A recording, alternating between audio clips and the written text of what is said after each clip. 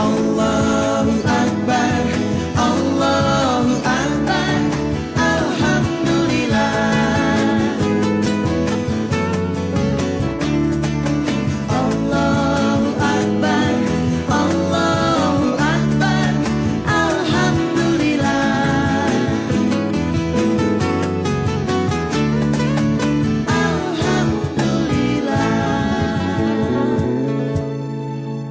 Alhamdulillah. Assalamualaikum warahmatullahi wabarakatuh. Pemirsa yang di rumah dan yang hadir, kita ngaji dulu ya. Dengerin saya, ikutin saya. A'udzu billahi minasy syaithanir rajim. Ayo.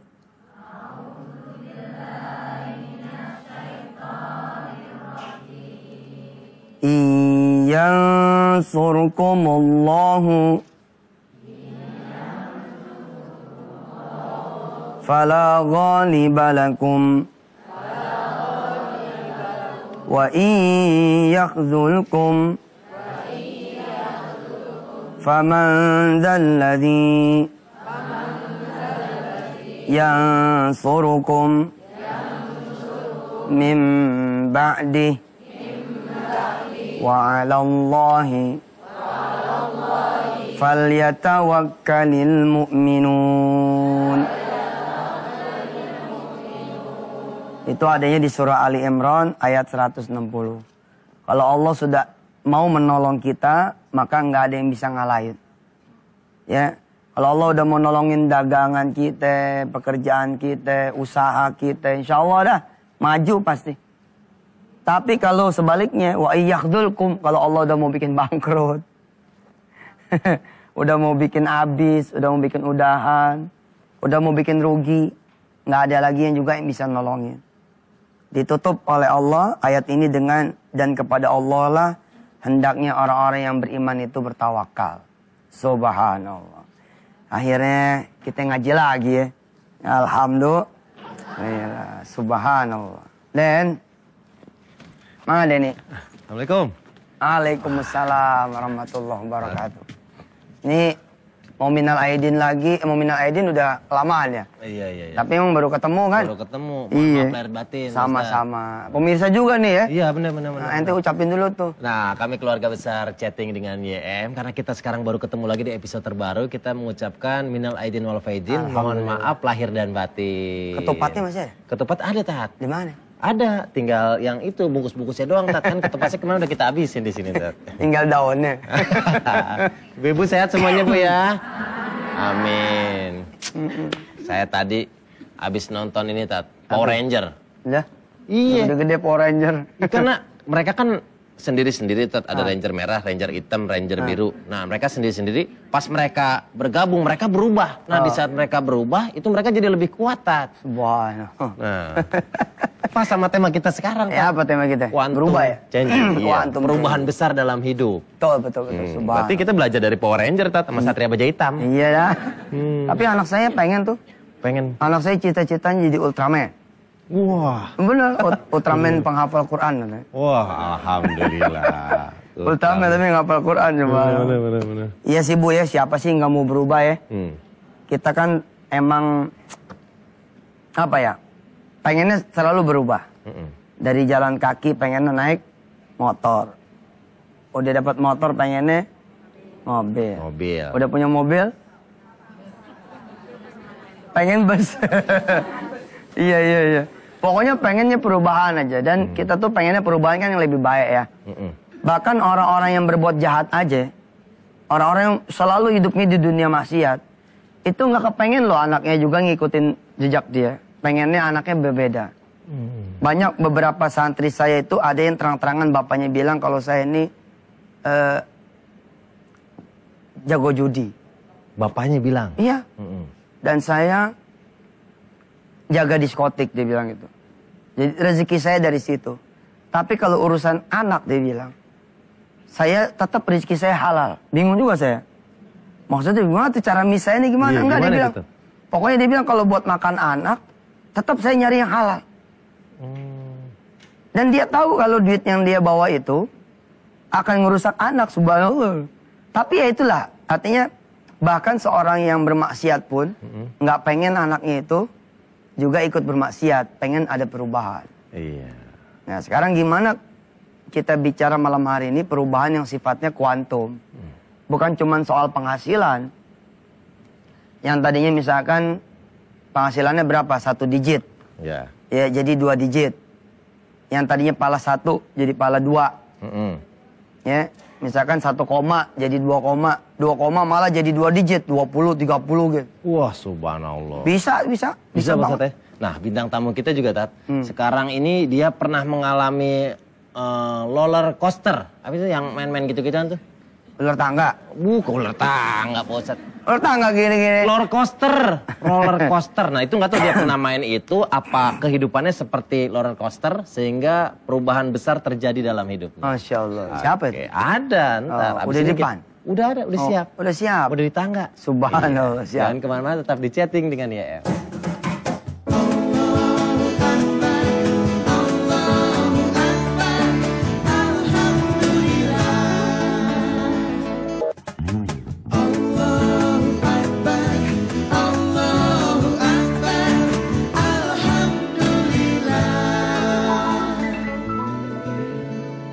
Oke, balik lagi di chatting dengan YM. Kangen tuh denger lagu itu tuh Tat ya, waktu kemarin. Elva ini udah nggak lepas jilbab katanya sekarang. Alhamdulillah, ini salah satu quantum changing ya Tat. Quantum changing ini. Gimana ceritanya Pak? Tisu siapin tisu.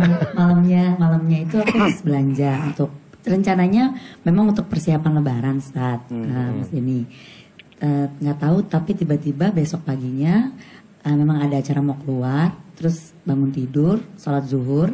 Nah habis sholat zuhur itu kan mau rapi-rapi dong gitu kan. Terus akhirnya nggak tahu kayak ada sesuatu yang mendorong aja gitu untuk harus pakai gitu, keluar harus pakai aja gitu kan. Padahal waktu itu kan sama sekali nggak tahu gimana pakai jilbab gitu kan, apa-apa aja susunannya gimana aja kan aku nggak tahu gitu kan. Tapi tiba-tiba aja gitu terjadi, semuanya terjadi begitu aja kayak balik telapak tangan. Sama sekali nggak kepikiran kerjaan gimana gitu kan. Terus ada yang setuju atau nggak setuju, pokoknya nggak kepikiran sama sekali. Jalan aja gitu ya. Pokoknya Bismillah aja keluar rumah, tahu-tahu udah tertutup semuanya. Subhanallah. Nggak tahu itu namanya hidayah atau apa mungkin. Elva kan udah, teman-teman lain nggak ada yang nyusul? Ya ini dulu kali ya. Iya, nah itu. Eva didoain mudah-mudahan terus istiqomah. Amin ya Allah. Bahkan ya mudah-mudahan kita doain ya mudah-mudahan dapat jodohnya soleh. Amin ya Allah. Biar bisa jadi imam rumah tangga. Amin. Insya Allah. Dan Kalau itu namanya langsung itu hidayah ya Pak Ustadz? hidayah kan ini sebulan nemenin kita kan selama bulan puasa kan. Setelah syuting berakhir, Hamin syuting terakhir ya. Hamin 7. Subhanallah. Hamin 7 sebelum Lebaran. Iya. Pemirsa saya juga ibu ya. Saya pernah kayaknya baru beberapa hari yang lalu lah datang seorang bapak ke saya. Dia nangis loh. Bapak ini nangis, dia bilang, saya mau bilang terima kasih sama Ustadz, sama Denny, sama teman-teman Antv. Ngelihat chatting istrinya tuh mualaf. Jadi berbelas-belas tahun istrinya nggak pernah tertarik masuk Islam. Tiba-tiba udah masuk Islam, subhanallah.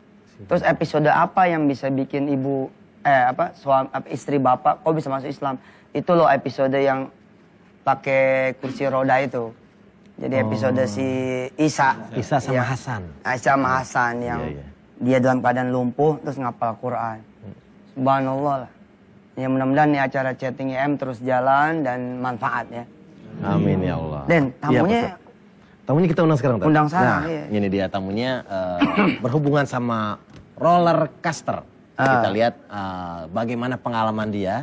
Seperti apa perubahan besar yang terjadi dalam hidupnya. Rolling door kali. Rolling door mah di warung Tat yang kita tutup gini. Mana dia tamunya? Tepuk tangan untuk Mas Ismail Zeva.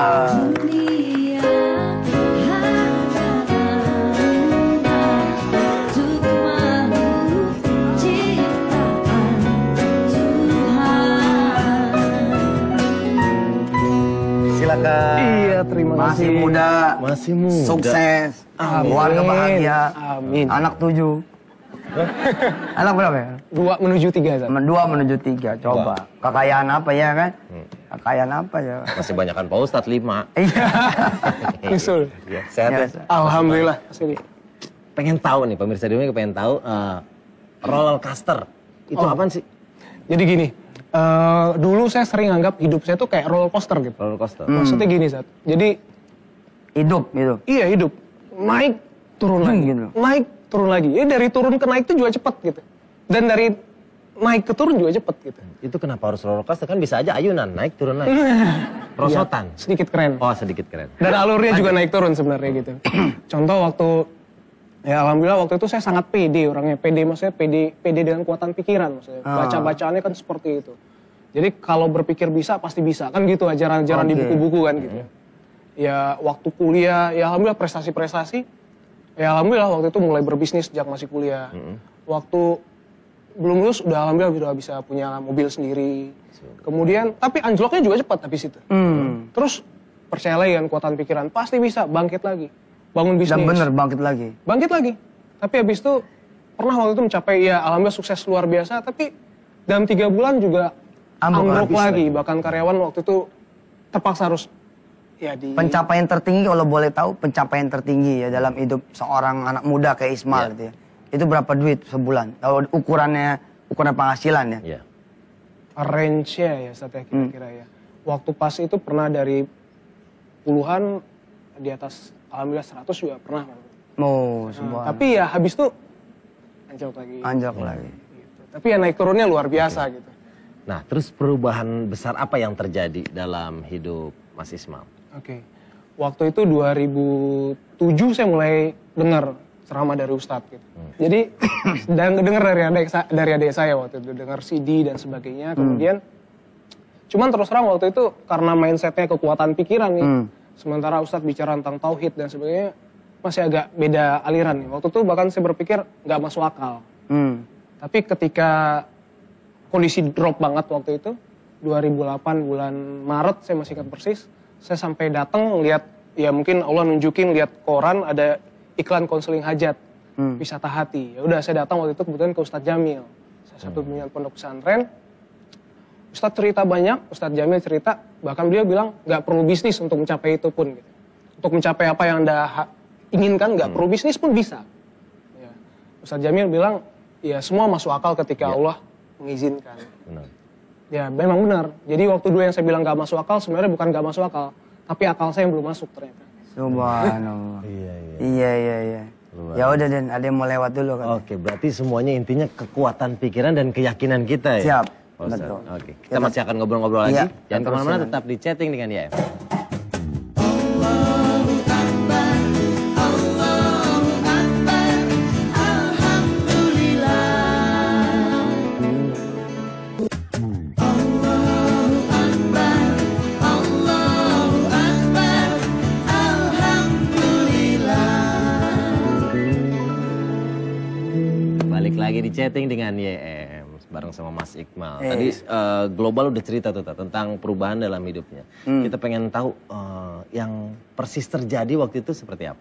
Oke, jadi waktu saya datang ke Ustadz Jamil 2008 Maret itu lagi drop banget, beneran kondisi keuangan ya minus bahkan ya sedikit lah cukup untuk hidup.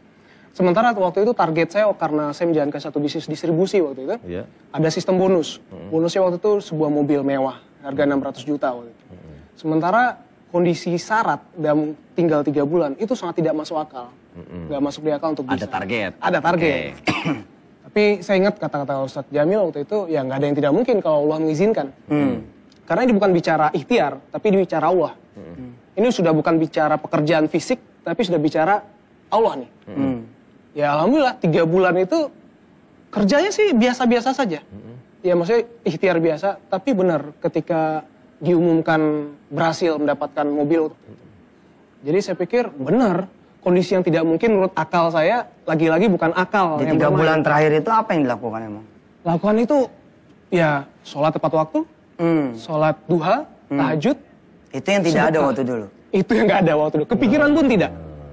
Dan waktu itu ya Ustadz Jamil juga menantang saya untuk tabungan berapa, berani nggak? Sedekah. Sedekah, kosongin waktu itu. Habis sudah, betul-betul nol. Subhanallah. Nah, kita juga akan mendapatkan cerita nih, Tat. Ada lagi bintang tamu kita berikutnya.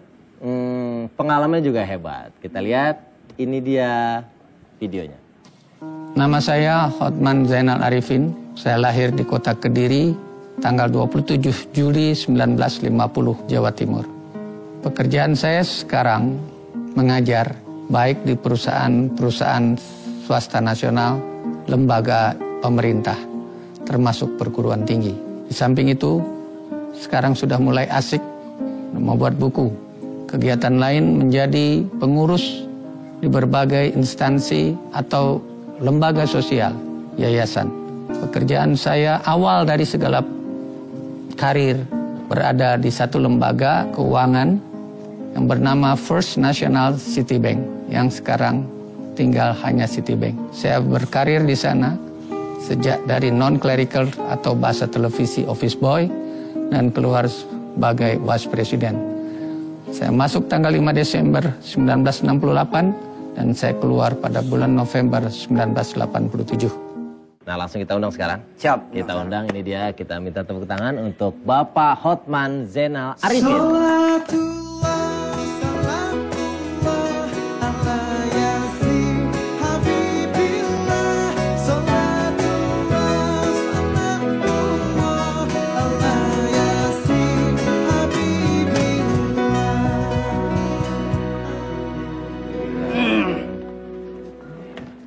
Subhanallah. Sini, lewat sini.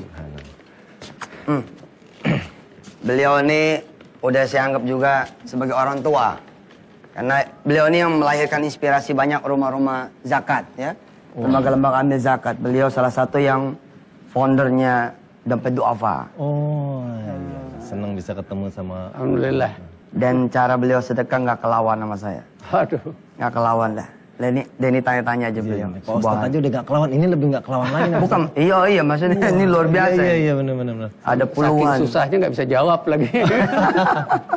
Hotman, Ya, asal dari mana sih Hotman? saya dari Jawa Timur, Dari Jawa Timur. cuma numpang lahir.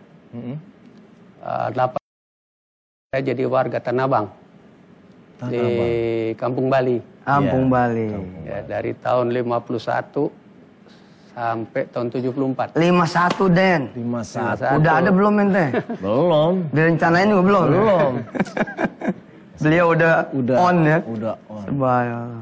Jadi minum air sumur Tanah Abang ya udah Ngerasain ya? ngerasain. Ini dia pemirsa yang suka saya ceritain di televisi. Ya, masuknya sebagai klerek, tapi keluar sebagai vice president sebuah bank internasional. Dan beliau juga yang saya ceritain ketika kemudian masuk kantor lagi, tapi sebelum masuk kantor ada seorang ibu yang tersesat gitu. Beliau kasih aja gaji dia buat tuh ibu. Begitu masuk kantor dinaikin pangkatnya berapa kali gitu. Subhanallah. Dahsyat. Berarti dulu sempat berawal dari cleaning service, maaf, bener ya? Ya saya wajib berlindung supaya saya jauh dari riya nih. Insya Allah. Jarang sekali saya berbicara tentang diri saya. Saya tinggal di Tanah Abang, Kampung Bali. Ayah sakit keras. SMA cuma. Ibu seorang yang sangat taat pada suami. Tapi nggak boleh dong nyerah begitu aja kan. Iya. Akhirnya saya jadi pedagang asongan. Ya, saya tidak mengatakan apa-apa kecuali saya belajar justru dari kehidupan. Lagi orang tua kepengen diobatin, nggak punya apa-apa. Saya masih ingat modal saya cuma 2.000 perak tuh, pinjam dari temen. Laku yang saya jualan imitasi perhiasan wanita. Pas lagi laku-lakunya udah kebayang nih, emak ntar senang. Karena kain-kainnya tuh yang digadein kita bisa ambil deh. Ya. Orang tua juga kita bisa beliin susu. Pas lagi puncaknya itu saya diterabas sama kamtip. Allah. Diinjak, habis tuh. Allah. Jatuh ke lumpur. Allah. Ada 3 saya dapat, dan itu dialog saya yakinin sampai sekarang saya pegang. Pertama adalah anak muda ya, protes dong sama Tuhan. Iya. Gimana nih? Baru Mau naik. cari Yang nafkah halal, kok Paling dibiarin aja? Emangnya ini terjadi tanpa izinmu? Nggak mungkin dong. Marah tuh. Protes. Nah. Tiba-tiba, nggak dari telinga, tahu entah dari mana. Allah ngajarin seolah-olah, ya. Tapi saya yakin itu yang terjadi. Jangan cengeng, ya. Jangan cengeng. Jangan cengeng. Ini nih kita bercanda nih, kata orang Betawi bilang. Asik. Allah bercanda. Allah bercanda, marah lagi kita. Bercanda, tapi jangan kayak begini dong. Nah, Tuh dijawab tuh. dijawab. Ya. Mauan mana diajak bercanda sama didiemin? Orang tua kan kalau marah udah nggak marah, udah nggak ngomong, nggak bercanda, didiemin. Mauan mana kata? Diem kita. Ya tapi jangan sampai seberat ini dong. Gitu. Oke, Satu. kita tahan dulu Pak Atman ya. Oh iya, Kita udah tahan. melewat lah. Nah, Ini banyak ceritanya. iya benar-benar. Perubahannya. Perubahannya sangat besar ya. Bagaimana kisahnya? Jangan kemana-mana, tetap di chatting dengan YM. Allahu Akbar, Allahu Akbar, Alhamdulillah. Allahu Akbar, Allahu Akbar, Alhamdulillah. Oke, perubahan besar seperti yang dialami Mas Ismail dan Pak Hotman. Datang sebagai cleaning service dan menjadi vice president salah satu bank swasta besar di Indonesia. Internasional. Wow, subhanallah. Tadi ceritanya sudah diceritakan sampai ketemu Satpol PP. Apakah Satpol PP itu yang mengangkat jadi vice president? Nah, saya juga nggak tahu. Monggo dilanjut, Pak Hotman. Yang kedua, yang luar biasa, ternyata teman-teman saya, kolega saya yang kecil sampai yang tua, tukang sepatu, semir sepatu, tukang sayur, itu bersihin barang-barang dagangan saya. Subhanallah. Ya. Pelajaran kedua saya dapat. Kalau mau kamu lihatlah, yang nolong kamu sekarang tuh orang-orang duafa. Bukan yang pakai dasi, mobil Dodge Dart. Dia jangankan mau bantu. Mobil apa tadi?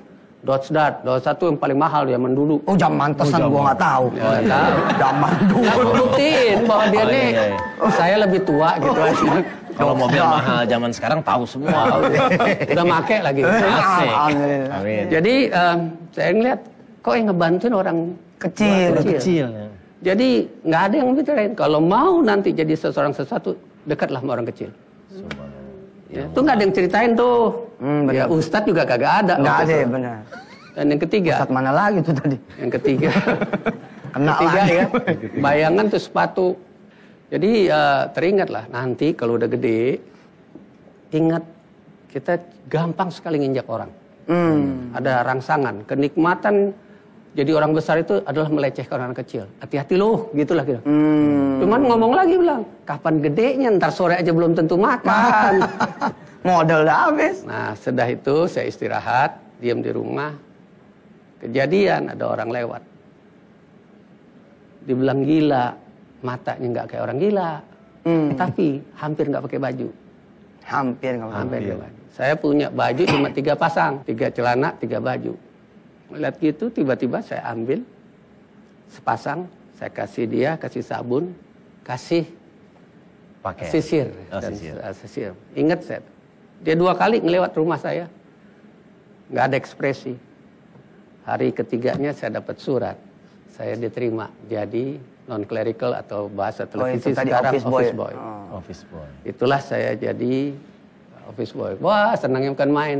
Besok bisa ada gaji, tetep lah gitu ya. Dan ya itu, setiap kejadian ketemu orang, entah kenapa itu meninggalkan kesan sampai sekarang. Dan insya Allah tidak akan terlupakan. Ya. Kita akan besar kalau kita dekat orang kecil. Bukan untuk diinjak, tapi untuk mengagungkan dia. Nah, barangkali kita lupa sama dia, tapi dia tidak akan lupa sama kita. Barangkali kita tidak ketemu dengan dia. Karena sekali lagi ini bukan menggurui, mudah-mudahan tidak. Saya sering jalan sampai sekarang. Ya. Saya belajar silaturahim dari anak kecil. Ya, dari anak kecil. Habis puasa sunat, tiba-tiba nggak ada yang ingat saya tuh puasa, ya saya jalan sendiri ke satu tempat makan, kedai makan. Lagi duduk itu, ada satu anak perempuan kecil. bawa rebana, tapi nggak ada kulitnya. Bawa rebana. Saya bilang, siapa nih anak nih? Dia masuk dia ke dapur. Emang dia nggak ngerti, keluar lagi. Begitu keluar datang ada satu laki-laki. Badannya lebih besar dan saya kira usianya 3 tahun. Dia keluar tuh, keluarin kantongnya. Recehan. Recehan. Pergi dia ke counter, dia tumpukin tuh recehan banyak-banyak. Subhanallah, saya tiba-tiba saat itu sudah pandai baca bibir. Omongan, karena jauh kan nggak dengar ya. Yang laki bilang, duit kita nggak cukup. Saya berdiri, sendirian, berdiri, ambil duit yang ada di kantong, bukan yang di dompet. Saya taruh aja gitu. Saya tanya, siapa nama kamu nak? Sandra. Berapa umur? 9 tahun. Tinggal di mana? Di Bekasi. Apa yang dikerjain? Ngamen pak, ngamen. Orang tua kemana? Sudah meninggal pak. Tiba-tiba si laki nyerobot. Saya juga udah meninggal pak. Karena tadi dia berdua mesra, kita sangka dia kakak adik. Ternyata saya juga pak katanya. Oh, berarti kamu tinggal di mana? Ciledug. Namanya siapa? Heru. Sampai ingat sampai sekarang. Masya Allah. Ini tadi ini ketemu gimana ceritanya gitu lah cara kita ya. Kok yang satu di Bekasi, satu di Ciledug, sekarang mesra-mesraan gitu. Gini Pak, tadi Sandra lagi dipalak sama orang gede. Belain Heru. Dia lihat duitnya kertas diambil. Udah diambil, dia jitak lagi katanya. Saya nggak tahan, saya belain. Akhirnya dijitak juga. Dijitak juga. Duit kertas saya diambil semua gitu. Udah dia ngomong, tiba-tiba si Sandra bisik nih ke si Heru dan dia pastikan saya tidak dengar. Karena waktu dia ngomong itu bibirnya nempel di telinga. Daun telinga berarti kan pelan benar. Nggak tahu punya kekuatan apa. Saya dengar tuh dengan jelas. Apa tuh kalimatnya? Apa? Heru, semua orang mejanya ada ayamnya, kita enggak kan. Oh, Masya Allah. Cuma harus saya lihat, itu cuma nasi plus Coca-Cola. Saya keluarin duit dari dalam, beli sana. Belajar lagi saya. Dia balik, dia beli cuma 1. Paha, enggak lebih dari itu. Duitnya dipulangin. Sisanya. Karena dia ambil 1 aja. Pikirannya kan, amanahnya kan, titahnya kan cuma Allah ya. Belajar saya dari situ. Terus udah gitu, boleh nggak Bapak minta 1 nih? Kamu pulang ya. Keingetan dong, cucu sebesar dia kan. Pulang ya. Tadi aja kamu kena palak. Terus berbalik lagi nih si Heru. Dia bisik lagi sama Sandra. Sandranya bilang sama Heru, Heru, ntar kalau dikasih duit kita bagi 2 ya. Saudara bukan apa bukan? Ya kan? Nah, bagaimana bisa jadi vice president? Terus Mas Ismail juga punya kisah yang hubungan dengan sama istrinya Pak Ustadz. Oh, istri Ismail. Iya. Baik. Tapi ntar, nggak sekarang. Satu segmen terakhir, tetap di chatting dengan ya.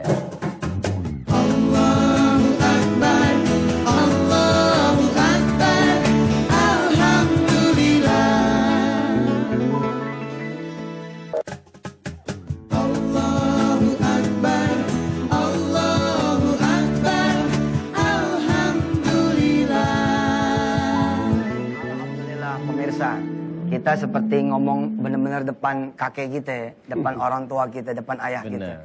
Didongengin, subhanallah. Nyaman, adem, pengen terus denger ya. Subhanallah.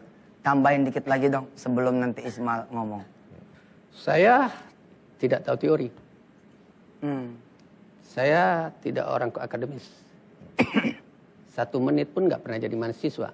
Walaupun pernah menjadi dosen pasca sarjana ya. Wow. Saya lebih beruntung karena saya apa saja yang terjadi di sekitar itu saya jadikan pelajaran. Belajar. Saya ingat saya jadi office boy. Bukan kalian kerja, office benar-benar disuruh ya. Saya ngeliat ada orang training. Saya nggak dianggap kan. Iya, pasti. Bahasa Inggris cuma tahu yes no aja. Or aja kagak tahu. Or nggak tahu ya. Kagak tahu. No smoking tahu lah ya. nggak ngerokok dulu. Oh, Jadi Jadi nggak ngerti juga. saya harus berbuat, saya harus pintar. Subhanallah. Jadi di waktu orang lagi training, kita nggak boleh masuk karena nggak tercatat. Saya depan pintu tuh, tulis saja. Sampai almarhum training officernya itu buka pintu. Setiap buka pintu saya ada di situ. Lama-lama masuk loh, kan bahasanya kasar kalau di asing. Masuk loh, duduk. Udah boleh. Enggak, orang Sunda. Kita. Pengumuman ini tidak terdaftar dan ini cuma saya suruh duduk di sini. Dia nggak akan diuji gitu ya. Marah kita. Saya berarti kalau di sini sudah jadi trainer. Harus diuji. Marah juga orang. Udah dikasih kesempatan masih juga nantang gitu. Udah bagus suruh Dan masuk. udah gitu saya nantang pada diri sendiri. Saya harus lulus kalau ujian. Padahal ini anak UI, anak Michigan, ada Ohio, ada ITB. Kita SMA aja juga. Untung udah lulus gitu. Saya nantang pada diri sini. Harus lulus. Saya lulus dan tidak boleh yang terakhir. Saya paling enggak nomor 4. Dari bawah. Oh, tapi tangannya ke atas tadi. Karena ada kegagal saya. Oh. Gagal satu kali. Yaitu saya dikirim ke Eropa tahun 78 di 34 orang. Saya gagal lulus dari 4 dari bawah karena saya 4 dari atas.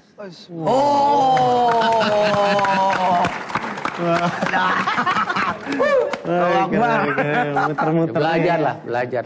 Dan belajar yang paling baik adalah berteman. Nah, si Kang Suryadi dulu, Kang ini apa? Dia bilang, anak kecil bisa apa sih? Saya bilang, aduh bang, saya bantu. Saya suruh ngecap gini, segini banyak. Nggak ada artinya. Udah gitu ngecapnya dibilang lah, jangan kena tanggal ya, jangan kena tanda tangan ya, jangan kena inilah. Apa yang mau dicap nih? Jadi ngecapnya khusyuk benar waktu itu. Tapi hari kelima dia sudah belajar. Dia tahu apa nih? Nggak tahu. Inilah namanya travel check, inilah bankers draft, inilah segala dia cerita. Jadi saya pintar karena ada orang pintar. Allah, siap. Berteman. Insya Allah. Mas Ismail, Siap. apa yang bisa di-share ke teman-teman menjelang akhir? Ya, kalau tadi sedikit Mas Edi cerita tentang istri, saya pikir memang karena menyamakan frekuensi itu penting banget ternyata. Alhamdulillah istri saya sangat support sekali ketika bicara nolkan tabungan. Kita bicara tahajud, duha, ayo bareng-bareng gitu. Jadi begitu luar biasa. Kemudian, dan saya juga bersyukur akhirnya sekarang karena dulu kan punya impian, wah penghasilan miliaran, bla bla bla gitu. Saya bersyukur nggak tercapai waktu itu. Sangat bersyukur sekarang dulu nggak tercapai karena saya yakin waktu itu belum siap mentalnya. Karena waktu itu masih berpikir sangat belum ngelibatin Allah. Sekarang karena sudah bicara belajar dari Ustadz, Allah dulu, Allah lagi, Allah terus, ya nggak ada yang tidak mungkin. Semua Allah kok yang ngasih. Iya, dan dikembalikan lagi buat Allah semua. Iya. Pemirsa, di ujung ini saya ingin memberitahukan kepada pemirsa semua ya, bahwa saya yang dikenal sebagai jagoan sedekah, penyuruh sedekah, tapi nggak ada apa-apanya dibanding beliau. Saya pernah bersama-sama teman-teman itu makan di rumah Pak Hotman. Apa yang terjadi? Kurang lebih saat itu ada 38 orang yang beragam bentuknya ada di rumahnya beliau. Jadi satu rumah dengan beliau, subhanallah. Yang tadi itu yang dulu dia bilang pertama kali ketemu orang gila, lalu dia pakaikan pakaian, lalu disuruh di rumah dia dipakai baju dan disisir. Nah, itu semua sekarang ada di rumah beliau. Kalau boleh nanya sedikit di ujung ini, sekarang masih ada nggak anak-anak atau orang-orang seperti itu di rumah? Ada 42. Ada 42 semua. Dan kita datang satu aja bawaannya pengen ngasih duit aja pergi sana gitu ya. Ini enggak, subhanallah. Dan itu sudah menjadi anak asuh dan semuanya sekolah ya, Pak? Sekolah dan jadi keluarga. Jadi keluarga. Ya, saya masih misahin tuh. Rumahnya masih saya pisahin. Jadi saya juga punya asuh gitu atas izin Allah nih, bukan riya, tapi saya pisahin. Kemudian saya gedein. Kalau buat serumah tuh mikir gitu. Mana? Tapi ke rumah beliau nih. Dan sejak saat itu, Pak, saya terobsesi sih pengen gitu serumah. Tapi nampaknya saya harus banyak belajar dulu nih sama Pak Hotman nih, menghilangkan egonya, menghilangkan apanya. Oh iya, barangkali Dan bukunya Pak Hotman juga punya buku nih. Judulnya, pemirsa, judulnya Visa ke Surga. Tuh, Hotman Zainal Arifin. Pak Hotman, ada apa sih nih? Isinya tentang apa, Pak Hotman? Sudah puluhan tahun orang teman meminta saya menulis. Tapi saya khawatir gitu ya. kekuatan yang sangat adalah penyakit teriak itu nggak ada Nggak ada tanda-tandanya obat, juga ya, halus. Jadi saya tunda. Tapi saya bikin catatan-catatan harian. Satu ketika ada anak muda bilang, ya dari orang berpangkat sampai yang paling rendah pada anak jalan minta saya nulis. Akhirnya saya nulis. Dan nulis ini asal sembarangan. Ada teman, anak muda, dia kirim ke Gramedia. Itu judul bukan saya yang bikin. Itu dialog ada seorang pejabat di negeri ini yang mengatakan, kau tuh punya visa ke surga. Saya marahin dia. Ngomong apa visa? Visanya sudah kadaluarsa. Nah, gitu dan sebagainya. Jadi bukan tuntunan bagaimana bersedekah, bagaimana masuk surga, enggak. Itu cuma catatan-catatan harian. Tapi catatan itu yang penting ya. Dan cerita tentang keajaiban versi saya. Iya. Bukan mengutip hadis dan mengutip itu. Yang akhir ujung-ujungnya Tuhan itu ada. Itu aja sederhananya. Kalau kita lagi bikin salah, Tuhan lagi sayang sama kita dicentil dengan halus. Nggak usah bencana. Kalau kita lagi diangkat, kita dikasih tahu, awas loh. Jadi itulah yang saya rasakan sebagai pribadi pada keluarga. Di rumah, saya tidak akan berani mengaku saya berhati mulia. Justru anak-anak lah yang memperingatkan saya. Dikala kita ada masalah, dia kasih jalan, dia kasih kegembiraan. Ya kan? Bahkan kemarin satu prestasi luar biasa di keluarga kami. Dikala seorang anak idiot bisa berhasil dan berani azan. Berani azan. Seorang anak idiot berani azan. Saya lepaskan, biarkan diberi kesempatan. Rinding, Bayang teras, Isya menjelang terawih. Dia bangun, dia ambil mic, anak-anak biarkan. Dia idiot, dia dibuang di jalan. bus.